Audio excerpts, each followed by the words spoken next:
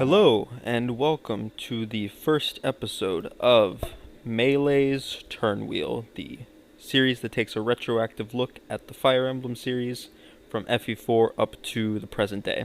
So before we get any further into this, I'm going to address something that I'm sure at least a few of you are wondering. Why are we starting with 4? There's 3 whole numbers that come before 4 that we could be talking about. Well, the short answer is that Fire Emblem 1, 2, and 3 have all been remade in some fashion or another, and I don't think it's a particularly controversial opinion to say that 1 and 2 at the very least are much worse than their remakes. I know there's some people who feel that 3 is better than 12, and that's valid. I think that that's a perfectly reasonable opinion. I disagree. I think that 12 is one of the best games in the series, and I don't care for 3 all that much. So on top of that, just all the things I'm going to be talking about, there's going to be a lot of overlap if I talk about both games. There will be big gaps in between the games. Like if I were to do 1, obviously I won't be talking about its remake until 10 games later. But, it just didn't feel right to me to just rehash essentially the same content, because we're going to be talking about all sorts of stuff here. We're going to be talking about, yes, the maps and the gameplay, which are going to be different, but also story, characters, all that stuff, which is just the same in both games and much more fleshed out in the remake. So that's why we're skipping 1, 2, and 3 and going straight into 4. Alright, so let's talk a little bit about how this is going to be structured. So the first thing I'm going to talk about is news. Any news that's been going on in the Fire Emblem space. Most of the time there's not really going to be any, because this isn't a series that has, constant feed. There's not always a lot to be paying attention to. I guess that's true of any series, but Fire Emblem in particular seems to be, it's hit the mainstream at this point, but it's definitely not as popular as something like Zelda. So this is not going to be something to talk about constantly. But this week there is actually a little bit of news, so that'll be fun to talk about. I'll get into that later. Whenever there's nothing, I might just skip this, or I might talk about stuff that I've been doing, just with other games I've been playing, other things going on for me, stuff like that. But for the most part, I'm probably just going to skip it unless I have something really interesting I want to talk about. After that, we talk about the chapter or chapters of the week, and this is where it's going to be a little bit different depending on the game. For Fire Emblem 4, which is what we're starting with, I'm only going to be doing 1 chapter a week. They're so huge. There's no way I could fit more than 1 into any given week. I mean, I could, but it wouldn't really, there'd be too much to talk about. These episodes are already going to be pretty long regardless, so I don't think there's really any need to drag them out anymore. But once we get into the games with shorter chapters, I'll be able to talk about multiple. Hopefully, I'm aiming for about 3 to 5 once we get into those games, but it's going to be a while before we get there. So, there's not really, I have no way of knowing what that's going to be like, if that's going to be feasible, but that's my goal. And we're going to be talking about every aspect of the map. We're going to be talking about, obviously, the map design and the gameplay associated with it. Is the map fun? Is the map interesting? Stuff like that. We're also going to be talking about the story that goes on during the map, and also any of the characters we get. Stuff like that. Gameplay for the characters and writing for the characters. It's going to be a very pervasive, thorough look at the whole series, which is why I don't know how far I'm going to get with this, but I figured it'd be a fun thing to at least attempt to start.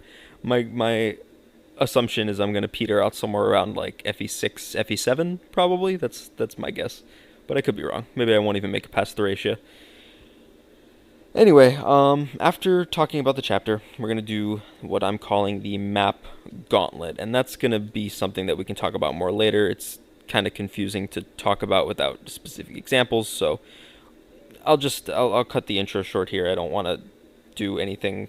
This is the first episode, so I don't want to drag this out any longer than it has to be. We're already sitting pretty at about 5 minutes, so yeah, let's just get straight into it. So for news this week, we actually do have something to talk about, so that's pretty cool. First episode, we actually have a little bit going on. The localized version of Fire Emblem 1, Fire Emblem Shadow Dragon and the Blade of Light, has dropped on the Nintendo eShop. Nintendo Switch eShop. At this point, at the time I'm recording this, it was a little under a week ago. It was about 6 days ago, I think. Although by the time it goes up, it's probably going to be a little over a week ago. Still recent enough, though. I bought it, haven't played it much. I have played FE1 before, haven't beaten it, but I have played it, and it's a fun game. If you've played Gaiden, I know a lot of people are probably more likely to play Gaiden, especially I personally played it before before Echoes came out, and trust me, it's the only reason I would play Gaiden. But FE1 is a lot more people probably are familiar with the remake Shadow Dragon, or even FE3 Book 1, which both of those are arguably a lot better. I mean, FE3 Book 1 cuts a lot of content, so I guess you could argue that that's not great, but for the most part, it's pretty much a direct upgrade. But yeah, it's really cool. I really enjoy the prospect of getting more of these, more so than FE1 specifically that I'm excited about. But I still think it's cool. I still think it was worth supporting. I'm not a huge fan of the limited release model that they seem to be, putting out a lot of right now. But I like Fire Emblem more than I hate that, I guess. So I decided that it would be worth supporting financially, monetarily. So yeah, if you're like me and you just want to see more of these, I mean, it's $6. It's not, it's like the price of overpriced coffee. If you go to Starbucks every day, you spend more on that probably than you do on this. So I'd recommend getting it. But if you don't want to support their anti-consumer, okay, so I probably shouldn't just say that without backing it up a little bit. Basically, I think that it's just a little scummy. It artificially drives up demand. For something that a lot of people maybe just wouldn't want otherwise. Like, I know personally I might have waited a little bit and been like, do I really want to get this? But like, as soon as it dropped, I was like, okay, well, I gotta get this, because if I wait too long, it's not gonna be available anymore. Like, I was probably gonna get it anyway, but it's still, I don't think it's a great practice to get into. But yeah, consider picking it up. It's cool. It's just FE1. It's aged pretty poorly, but it's still an important piece of the franchise history, and it's an interesting game in its own right. At the very least, you can see where a lot of series staples come from. Marth in FE1 is a very interesting unit. He can actually, I believe he has 3 personal weapons in that game. He has the rapier and falchion like normal, but then he also, I believe, is the only one who can wield Mercurius in that game, which is really weird to me. But yeah, check it out. It's interesting. Or watch someone else play it. I'm sure there's some Let's Plays going on of it right now. I know a channel is doing an Iron Man of it right now. I can't remember the name of it off the top of my head. I recently subscribed to them. I'll plug it in the next episode or something if I remember to do it. I'll look up their channel.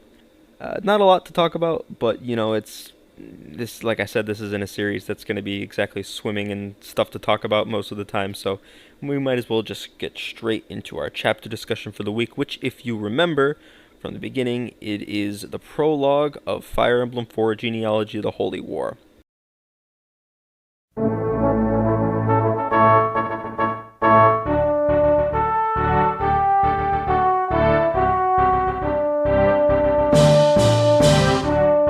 This game is cool. I know it's the fan favorite of a lot of people, and I think it's one of the most beloved games in the series, especially by a lot of people haven't played this game because it's a very daunting prospect, especially for those who are maybe newer or less experienced with the series. I know that this wasn't a game that I was willing to tackle for a very long time. It was one of the last Japan-only games I played. But it's definitely, if you haven't played it, well, first of all, don't watch this podcast or listen to this podcast, because I'm going to be spoiling the game rotten, probably even just in this episode. I'm going to try to keep spoilers on stuff not in the chapter to a minimum, but there are things that I'm going to have to talk about even in this chapter. For example, there's a lot of foreshadowing in this chapter that I'm going to talk about, and I can't really talk about the foreshadowing without talking about what exactly is being foreshadowed. So just as a forewarning, you're probably going to get spoiled if you listen to this too much. But anyway, if you're still willing to listen to that and you haven't played FE4, go out and play FE4. It's a great game. Fantastic writing, one of the best stories in the series, maybe the best story in the series. And I hesitate to call the maps fun, but I guess we'll get into that. It's an interesting position where I think the maps are pretty bad, but the gameplay mechanics are good, so it kind of balances out in kind of the opposite way of maybe like, what's a game that has good maps but bad gameplay mechanics? I guess I'm honestly kind of FE1. I think FE1 has some solid maps, and I guess we'll talk about more of that with Shadow Dragon. So you boot up the new game, and for this, I'm gonna assume that you didn't bother watching the intro cutscene, because the intro cutscene does explain some stuff, or at least hint at some stuff that is gonna be relevant later on. But if you're like me, you didn't bother with that. You just booted up the game for the first time, and the first thing you are greeted with is a timeline of events, which is very weird. This has not happened, I don't think, in any other Fire Emblem game, where it just opens with a timeline of the backstory of the world, and I can't say that it's particularly effective in this instance either. The only time they tried it, maybe this is why they never did it again, but it just feels like it's tacked on there. It just it doesn't talk about anything in detail, and it moves really fast, right? And it's kind of a lose-lose, because if they move too fast, then you can't process anything and nothing registers, especially since they're throwing a lot of names at you. But if they move too slowly, then it just takes forever and is boring, and everyone's going to skip it anyway. So I don't, there's nothing they could have really done about it, but at the same time, it's like, why have it in the game? Like, throw it in an instruction booklet somewhere. And it's not like the stuff on the timeline isn't talked about in the game. It is, not in this chapter. In fact, I don't think any of it is talked about in this chapter, but, later on in the game, it'll be discussed in a lot of depth, so I don't think that this was really necessary at all. The pattern of pointless exposition carries over into the opening narration. Now, this is something that does recur in the series. I think it kind of stopped around like Radiant Dawn time, but at the beginning of most Fire Emblem games, around like the middle of the series, like 4 through like 10 maybe, there's an opening narration. Sometimes it comes a few chapters in, just explaining, these are the major countries in the world, this is the major backstory event or events, etc. And this game is no different. Now, in those games, again, I guess I'll revisit these, and I might be wrong about this, but I seem to remember them moving at a decent clip, just because they kept the information to a minimum and really only conveyed what was, maybe not always what was necessary, but what was, pretty relevant to, moving forward throughout the game. In this, they really throw on, what they really do is they throw in a lot of names, right? Like, they throw in a lot of named characters. I actually counted it up. I'm pretty sure. Here, let me double check the counter real quick. Yeah, okay, so I just double checked. 17 characters are named in this opening cinematic. Asmer, Kurth, Byron, Ring, Reptor, Langbolt, Arvis, Claude, Gandalf, Aideen, Sigurd, Midir, Alec, Noish, Arden, Oifi, and Caesar. Now, I misspoke a little bit there. That's not all from the intro narration. Some of that is from the beginning of the chapter, like, this is the current event, what's happening right now, dialogue.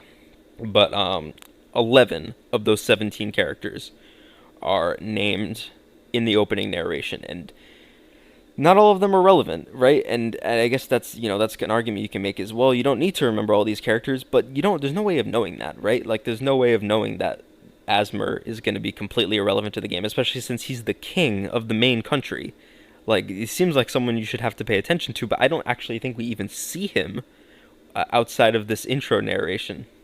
And, same with characters like Ring, doesn't matter.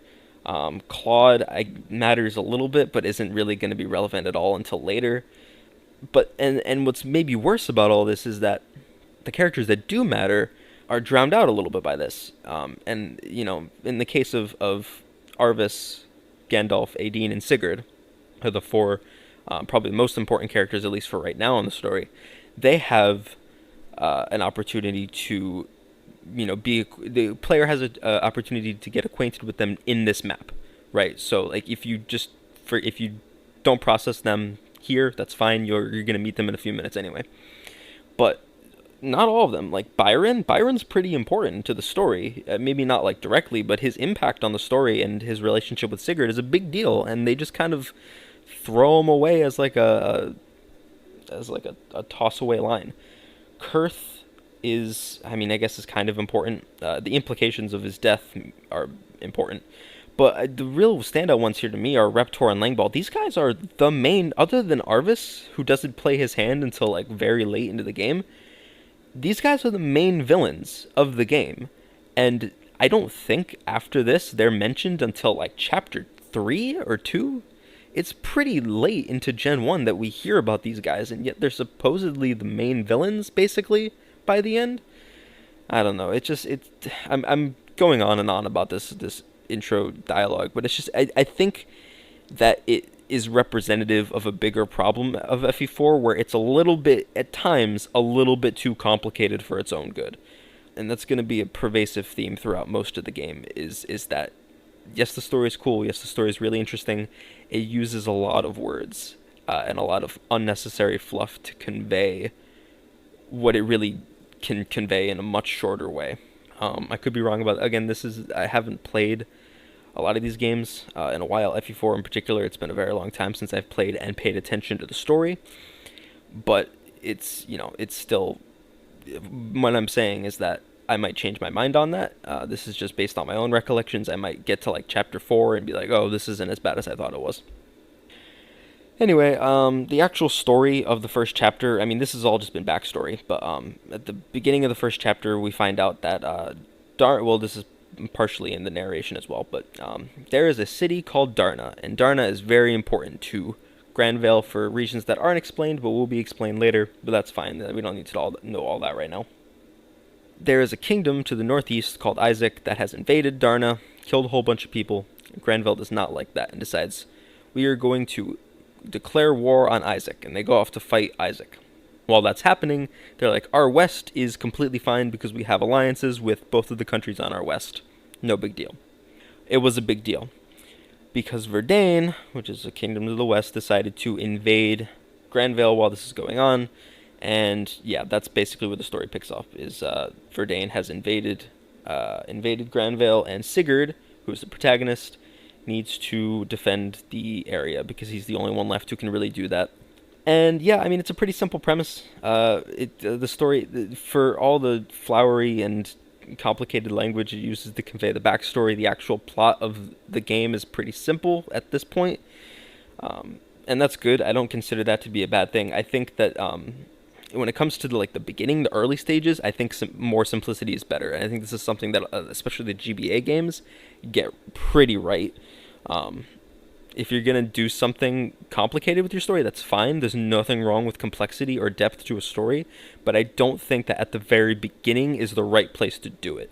I think the beginning is the time to introduce your core characters and concepts in a way that's easy to digest and move on quickly. And then the depth can come later. But yeah, this game kind of does the reverse. Alright, so we're introduced to Sigurd, and we don't really get a lot of information on him other than he just wants to protect people and his town and, live up to his father's name, stuff like that. Pretty generic hero stuff. Sigurd is not a generic hero at all. Or I guess a better way to put it would be that he is a generic hero in a world that punishes generic heroes for being that way. And that's pretty interesting. We can talk more about that later. I'm not going to spend a whole lot of time talking about Sigurd right now, just because he gets much more characterization later. I'm going to spend more time talking about the characters that pretty much just get this chapter, maybe a couple conversations later, and then that's it. Noish, we meet Noish and Alec and Arden are all here, and they're fun. They have a fun little dynamic. I mean, everyone kind of makes fun of this conversation. Especially in the older translation. I'm playing the Project Naga translation, which is phenomenal, by the way, but it did take away some of the charm from this conversation specifically, where Arden is being is upset that they're calling him slow. It's hard to explain. I mean, he still says that in the new translation, but it's the wording is a lot funnier in the older one, in my opinion.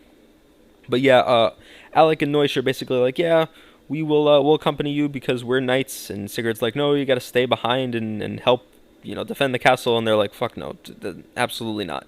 Arden, though, gets left behind to defend the castle. I mean, obviously you can take him with you if you want to, but he gets relegated to guard duty basically in the story. And spoiler, that's what I did with him this chapter. Sometimes I try to use Arden. This is not going to be one of those playthroughs that I try to use Arden. And then Oifi's here. Oifi is basically the tactician. People joke about how he's probably going to get made into the Avatar character when they remake this game. They didn't do it with Gaiden, so hopefully they won't do it with this one. He's not playable yet. He will be in Gen 2. I'll talk more about Gen 2 at a later time, but yeah, he's just a side character for right now. He basically just hangs out with Sigurd and gives him information and helps his battle plans and stuff like that. And yeah, it's a pretty standard bunch. I mean, there's not really anything that sets these guys apart from like the normal starting crew, but that's fine. Again, this simplicity doesn't really matter. This game doesn't have support conversations. It does have a lot of in-chapter dialogue, that is good for the most part. But a lot of the supporting characters don't necessarily get in-chapter conversations, or at least not a lot of them that characterize them in an interesting way. So for the most part, this is all these guys are going to get. Arden is a little bit different. Alec and Noish, though, I think they maybe have. I think Alec has like a conversation with Sylvia in chapter 2 where he simps after her a bit, and then Noish maybe has something with, I think, maybe Aira. I could be wrong though. I don't know.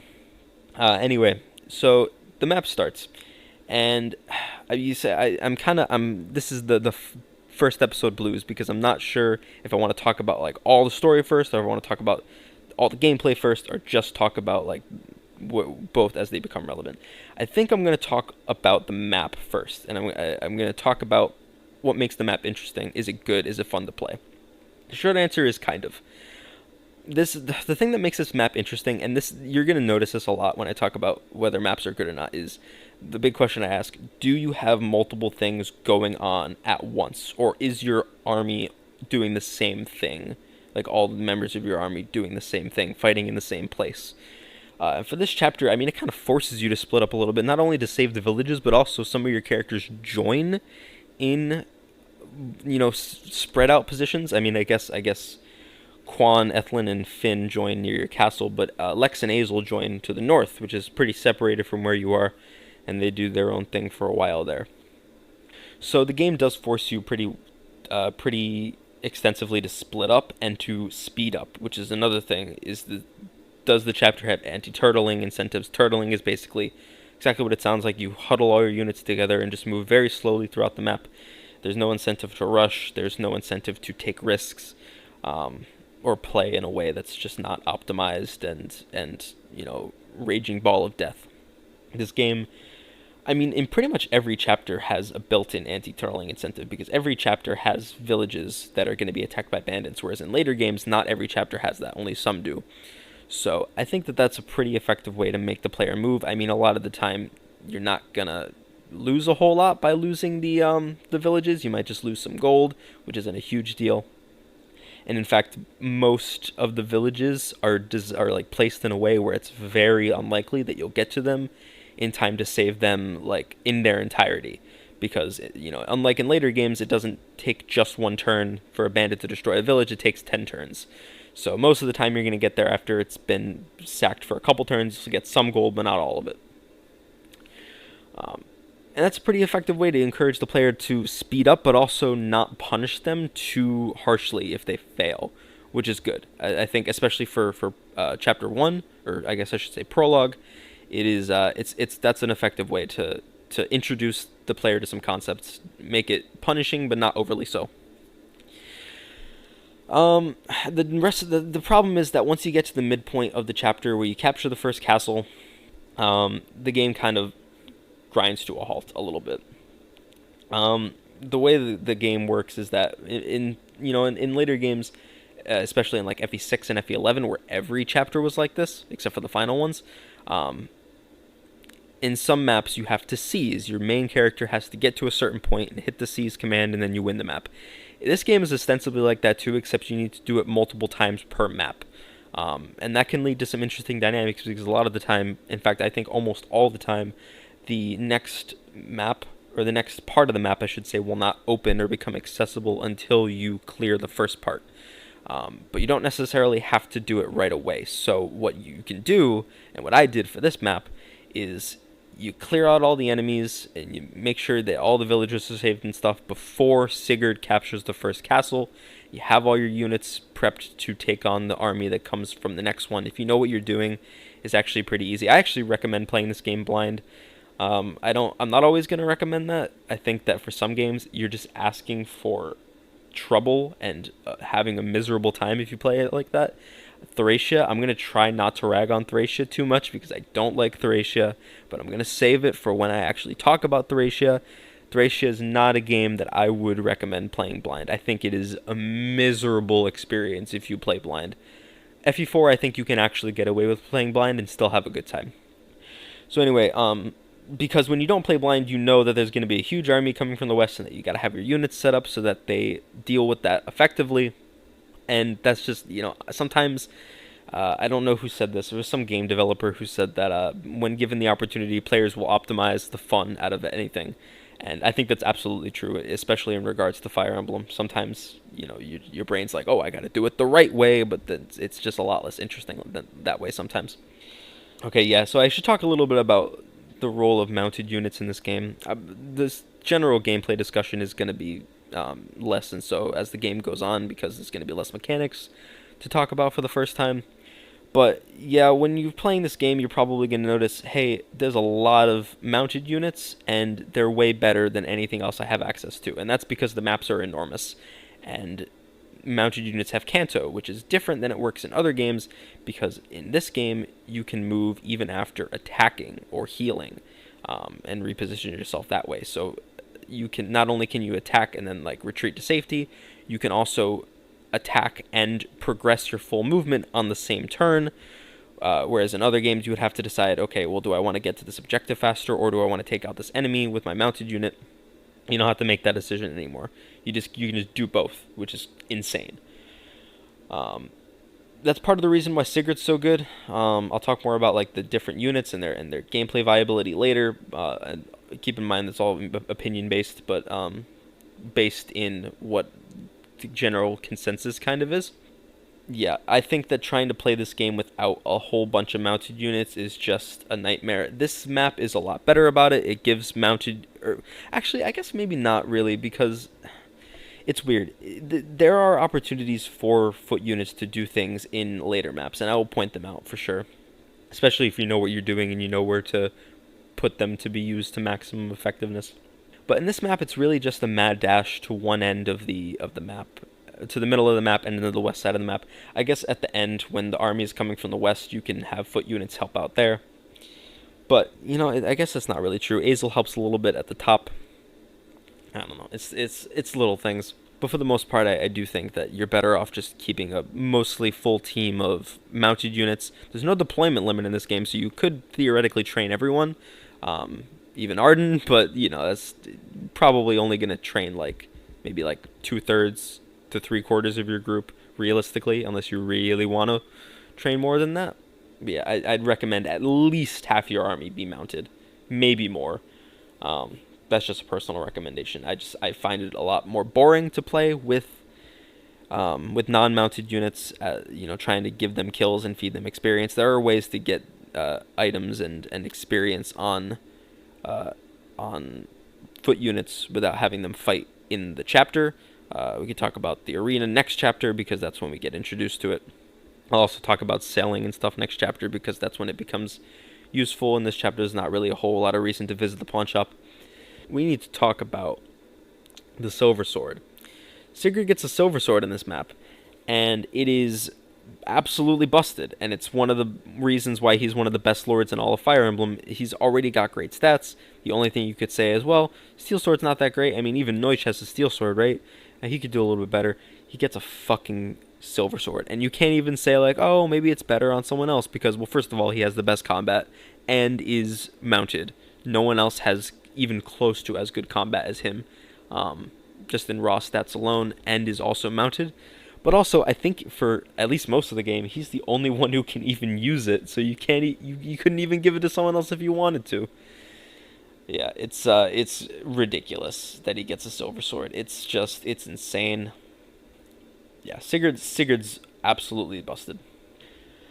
Yeah. I mean, that's really it. That's all I have to say about this map. In terms of how fun is it? It's kind of mid, I guess. I wouldn't call it bad. It's just fine. It introduces a lot of concepts to you all at once, most of which aren't explained, but a lot of them are pretty self-explanatory anyway, so it doesn't really matter. I decided I wanted to use Neusch this run. Neusch is a good unit. A lot of people don't think he is. I think he is. I think it's hard-ish to train both Alec and Neusch, at least early on. I think that later it gets a little bit easier. The thing with Neusch is that he requires a huge investment, and that is the pursuit ring, which you don't get until chapter 2. But once we get it, it's going straight on Noish. I don't think this is a huge opportunity cost. Because if you think about it, who else wants the pursuit ring, right? No one else has a mount and doesn't have pursuit. I don't think. At least not in this generation. Depending on your pairings, maybe next generation. Now Quan. Yeah, that's true. But Quan isn't around for the whole thing. I guess you could give it to Quan. But yeah, I think that Noish makes fine use of it. Quan's not really like I don't know. I don't think he would be doing a whole lot of doubling anyway, especially once you start to fight the units that have more swords and magic, maybe even other lances. He doesn't double because he's not particularly fast. Noish, on the other hand, uses swords, which means that he only gets weighed down by a tiny little bit, and is therefore really, really good at doubling, and can probably double most lance and axe enemies when he fights them with the pursuit ring. The only other one who really wants it is Ethlin, not because Ethlin wants it, but because Leaf wants it. And I don't think it's that hard to get it on Leaf in Gen 2 anyway, so yeah, I don't know. I want to give it to Noish. I've never used Noish before. I've used Alec. I think Alec's also pretty underrated, but that's a story for a different day, I guess, because I'm not using Alec this run. Anyone else? Yeah, I like to use Finn. I always kind of don't commit to him until like chapter 2 when he gets the Brave Lance, because that's when I decide, okay, am I going to keep it on Finn or am I going to give it to Arvis? I mean, sometimes I do both, but I should say sometimes I give it to Arvis and then still train Finn, but a lot of the time if I decide I'm going to use Finn, I'm going to keep it on him. If I decide I'm not going to use Finn, I give it to Arvis. It's fine to give it to Arvis and then still train Finn. I actually recommend you do that, but that's just kind of how I choose to play. Every single time, though, I do actually get the speed ring on Finn, and I think that this is a good decision, because I don't think anyone else really wants it, at least not in this map, right? Because, Quan can't double. Sigurd already is way faster than he'll ever need to be.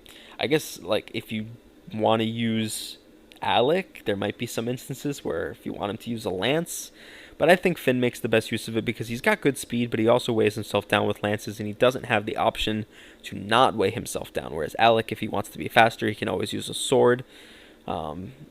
Otherwise, I can't really think of anyone else who wants it.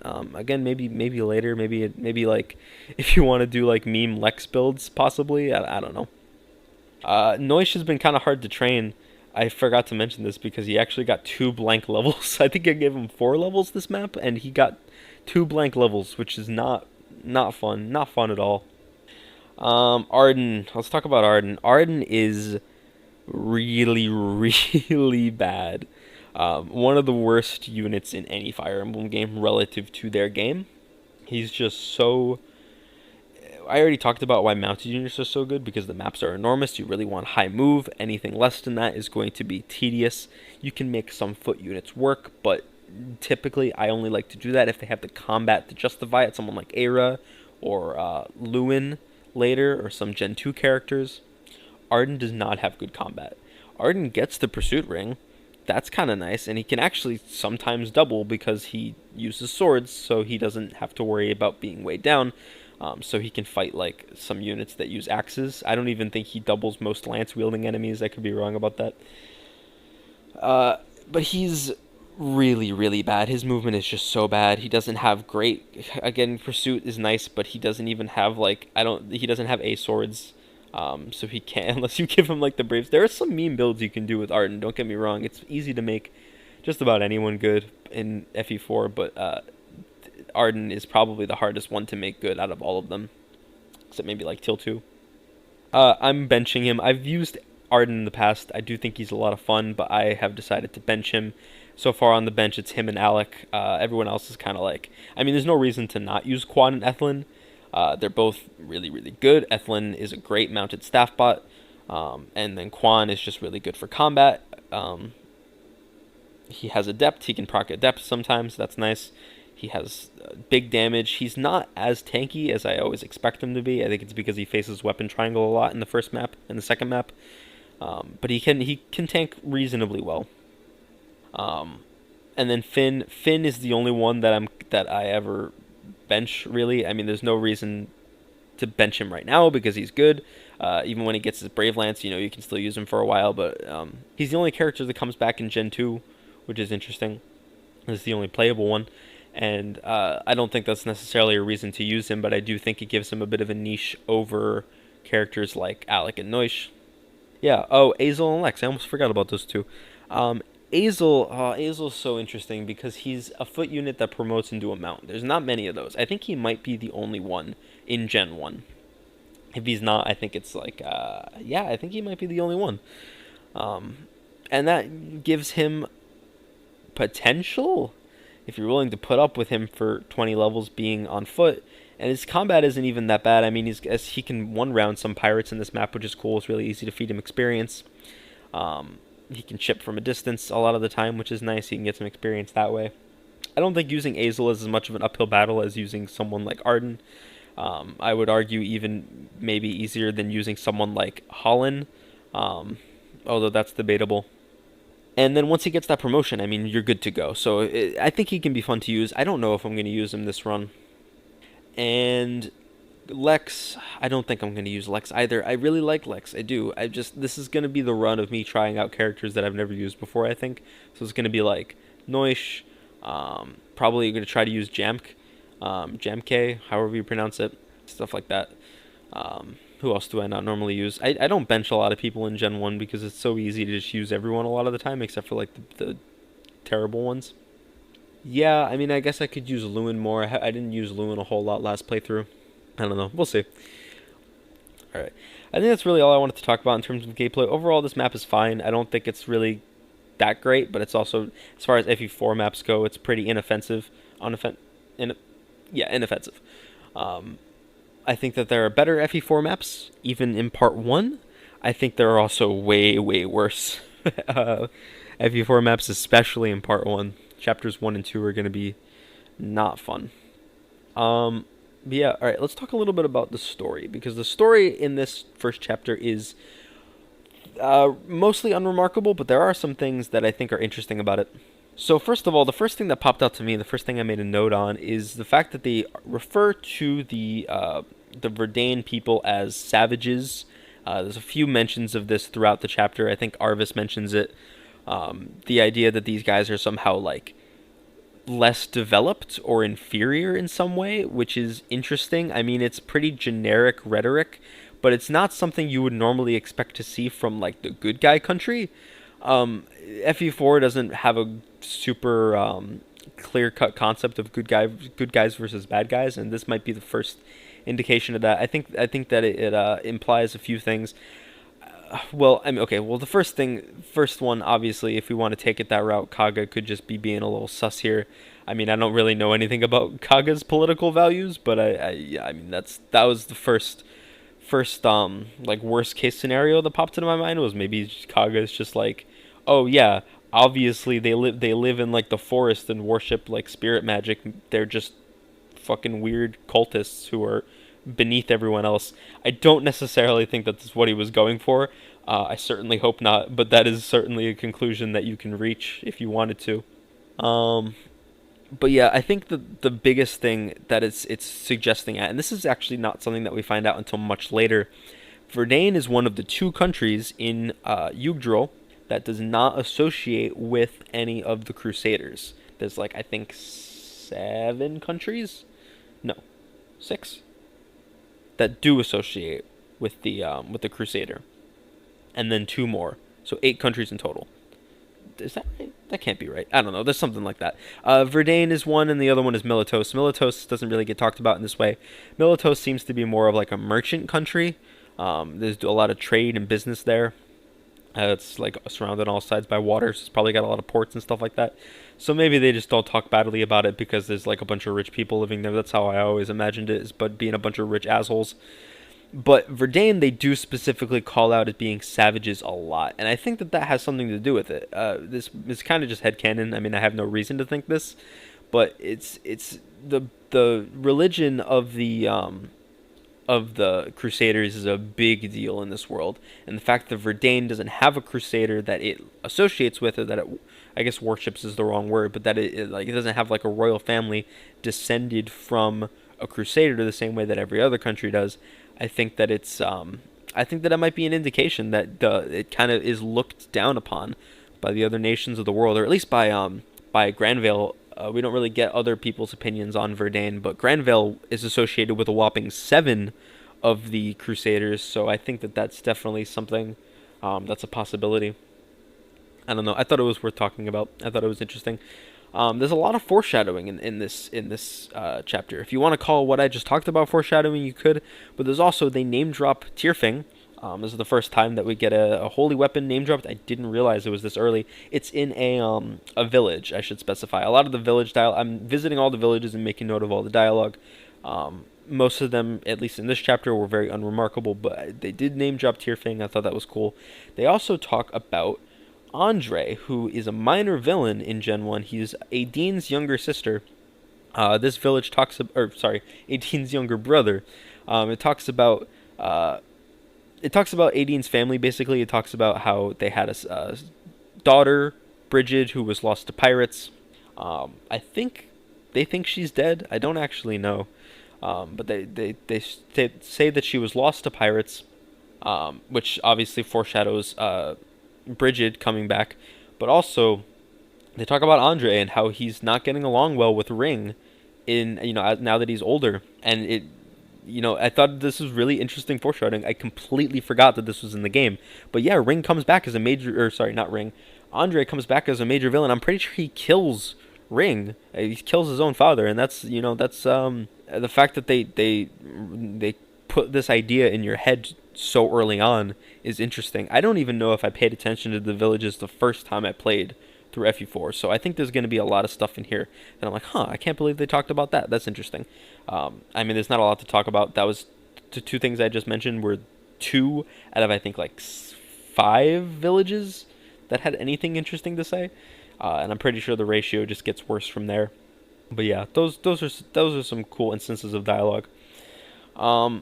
The other piece of foreshadowing I wanted to talk about is Arvis. Arvis is introduced for the first time in this map, and I can't say that the his introduction is particularly subtle. If you go and look up his theme music, not his battle theme music, but his like overworld theme music when he shows up like as like a character in this prologue, I think it's just called Emperor Arvis, and it is very dark, very menacing and ominous. At least I interpreted it that way. It's not subtle at all, in my opinion, that he's going to come back as a bad guy. But his dialogue is, and I have to give a lot of credit to the Project Naga developers here for translating his dialogue so well. It's so like subtly ominous if you know what is going to happen, but completely innocuous if you don't. 2 lines in particular really stood out to me. One is, the context is that he's talking about Azel, who is his younger brother, being with Sigurd. And he says, I'd prefer if he were to stay by my side, but perhaps this is how it must be. And he kind of trails off. He does like the ... I think that's super interesting. I think it's unreasonable for me to say that Sigurd, or that Arvis knows he's going to end up killing Sigurd. But I don't think it's like out of his mind as a possibility. We know how desperate he is to grab, I guess desperate's the wrong word. We know how ruthless he is and how much he wants to get power. And I think that he's toyed around with the idea of like, what if I had to betray Sigurd, right? And that's that line of like, well, I wish Azel was with me, but I guess if I gotta murk him with Sigurd, oh well. That's really dark, and I know that you could probably interpret it a different way. It might be a little bit more realistic. I don't necessarily know if that's what the developers were trying to convey there, but that's just how I interpreted it. I thought it was really interesting. The other one is be sure that he learns from this experience. Again, talking about Azel, which again has some dark undertones there of like, he's gonna learn his lesson and regret it. I don't know. Again, maybe a little bit of a stretch. I love this idea that like the dialogue is just so rich with double entendre of him being this cold, calculating, not maniacal, but like this mastermind behind the scenes, as opposed to what it comes across to a blind player, which is just oh, it's just the normal guy who's concerned about his brother. I mean, again, I think that the music kind of conveys his true intentions a little bit, but not to the point where I think it undermines this excellent introductory dialogue. This is during his conversation with Sigurd, by the way, when he gives him the silver sword. Oh yeah, he also insults Sigurd. Like the first thing he does is like, "Huh, it's taking Sigurd a really long time to kill these guys. I'm not very impressed," or something like that. Very callous. Oh, okay. So yeah, let's talk about some of the character interactions. Um, I already talked a little bit about Alec, Noish, and Arden's conversation at the beginning. I do think Project Naga did a good job with it, although I think it is a little bit blander compared to what it used to be.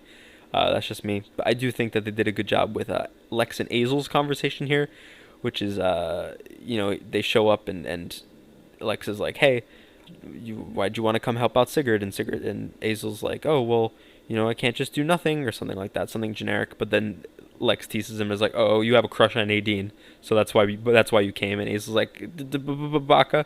I don't know. I thought it was cute. They're best friends, and that's made explicit later on. Lex talks to Sigurd, which is another one of my favorite conversations. The chapter, Lex basically says, "Listen, I'm not doing this for you. I have." He wasn't like a dick about it, but he's just very like upfront, like, "Hey, I don't really like care about you. I'm just doing this as a favor to my best friend."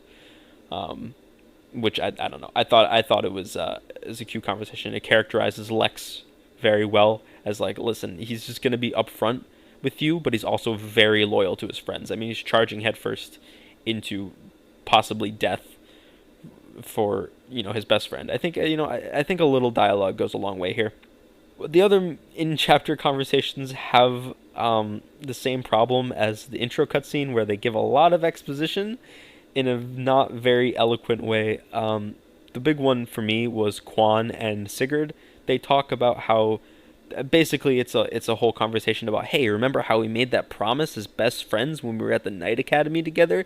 You, me, and Eldegon made a promise that we were always gonna stay by each other's side. Like, I know it's like a trope. I know it's a very common way of conveying information in especially Japanese media, but it's just, I don't know. It's this game can do so much better. Like I'm being very down on its storytelling right now, but just know I am doing this because I know it gets so much better, and I did not remember it starting off this heavy-handed. Also with Ethlin and Sigurd, there's some dialogue about how he's like, oh man, remember when our mom died and you had to take care of us? Like, come on, this is not how people talk to each other. It's just not. Yeah, I don't know. I thought it was a little bit. It was funny, but not in the way I don't think it was meant to be funny. I think it was meant to, and it was cute and it was heartwarming, but it was also like, come on, there's no reason for this. Overall, I think that this is a good introduction to the game's story. I think that it characterizes almost everyone very well, and even though it's a little bit heavy-handed with the exposition at times, I think it still conveys a lot of useful information. I mean, it is good that we know about Leaf or Quan and Sigurd's relationship. It is good that we know about Ethlin and Sigurd's relationship. It characterizes Lex well. It characterizes Azel a little bit, not as much as I would like. Characterizes Arden very well. Alec and Noish a little bit left out to dry. Finn, I think, gets exactly one line. He doesn't have any mid-chapter dialogue, and I think he only has one line in his little introductory blurb. But we'll learn more about Finn later. He's actually one of the best characters in this game, in the series in general, in my opinion. But yeah, otherwise, I think that's all I wanted to talk about for this map. Solid map, story-wise. A little bit mediocre gameplay-wise. It doesn't get better right away. It gets worse, actually, for a while, but then it gets better. So yeah, with that done, I think we can move on to our final segment, which is going to be very short, because I'm just going to explain the rules, and then you guys will understand. It's our map gauntlet. And now this is I'm going to try to explain this in as eloquent a way as possible so that I don't confuse anyone.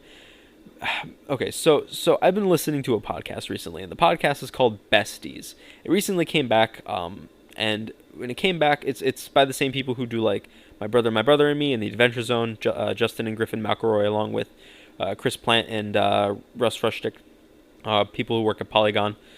And they have a podcast called The Besties, and nowadays I don't actually know what it's like, because when it came back with a vengeance, I was like, okay, well, I want to start this, but I want to start it from all the way back at the beginning, back in 2012. And they've stopped doing this since then. I don't know if they picked it back up again. I'm still in like mid 2013. But in 2012, they had a system where they were like, we're going to pick the best game of the year. So we're going to play a bunch of games, and we're going to pick which one is the best every week. That one's going to be our reigning champion. And then next week, we're going to pick the best game of the week, compare it to the last reigning champion, and decide which game is better. If it's the old game, it stays the reigning champ. If it's the new game, it dethrones the old one. And they move on from there. And then eventually they would have the best game. Ostensibly, that's what it was. I'm going to do the exact same thing. So in other words, every week, we're going to take the chapters that I played. For FE4, it's only going to be one chapter a week, so it'll be a very easy decision, and we're going to say, what's the best chapter we played this week? This week, it is FE4 Prologue. Big surprise. Then we're going to take a look at our reigning champ, which right now is nothing, because we just started.